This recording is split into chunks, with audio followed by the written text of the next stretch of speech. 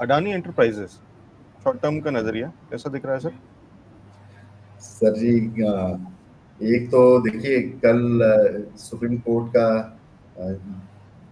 जिस तरीके से उनका वर्डिक्ट आया है, और दो इन कंपनी की तरफ से बोला गया हुआ है कि जो सेबी की तरफ से बोला गया इनफैक्ट कि दो जो एमएनसीज है, जो दो बड़े ग्रुप है फॉरेन के ग्रुप्स जो है, उनके अभी तक से आए नहीं है, तो उसी के लिए रुका हुआ मामला था। आज उसका आउटकम है। तो मैं डेफिनेटली ये विश करूंगा कि अगर आपने लिया हुआ नहीं है, आप लेने की अगर सोच रहे हैं, तो आज का जो सुप्रीम कोर्ट का जो जजमेंट आना है या उसके लिए जो वर्डिक्ट आनी है उनकी, उसके लिए थोड़ा सा वेट करें। और कोइंसिडेंटली वो आज 29 ऑफ अगस्त को ही है। कल से ये बात की बहुत चर्चा चल रही थी, आपने कल भी देखा। कल मैंने एक मतलब सेम स्ट्रक्चर जो था वो बुल ट्रैप का ही स्ट्रक्चर था वो कल का भी।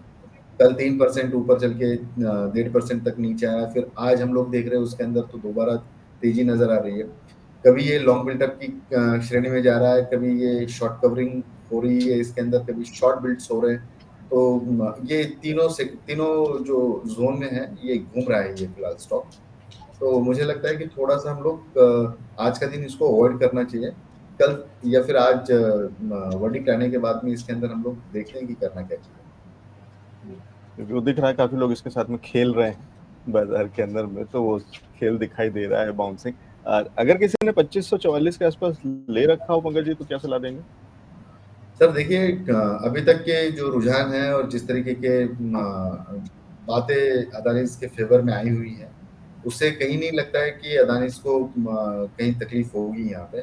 और इन्होंने अपनी बात बहुत साफ रखी है, एक्सचेंज के अंदर भी और कोर्ट के अंदर भी। तो इससे कोई जो बिजनेस मॉड्यूल है वो कभी चेंज नहीं हुआ, ना ओवरनाइट इनका कोई बहुत बड़ा ऐसा नहीं हुआ कि जिसके कारण हम लोग इतना ज्यादा पैनिक हो जाए करके। लेकिन डेफिनेटली जो फंडामेंटल एनालिस्ट है, उनके नजरिए से हम लोग अगर देखते हैं तो पी रेशोज काफी हाई है, काफी हाई थे इनके। तो उसी के कारण ये शुरू में एक बात कही थी सर मैंने आपसे कि do not by at random price. अगर आपको थोड़ी सी टेक्निकल की जानकारी है, अगर आप वो चीजों को अगर आप फॉलो करते हैं, डिसिप्लिन रहना बहुत ज्यादा जरूरी है। और entry you can do at any point in time, but exit is the art. ये मैं हमेशा कहता हूँ लोगों को। अगर आपको एग्जिट समझ में आ जाता है कि भाई नुकसान हो रहा है, हम लोगों को बाहर निकलना है, तो निकलना है। तो एग्जिट इज द आर्ट। हम लोग रुक जाते हैं वहीं और वहीं फंस जाते हैं।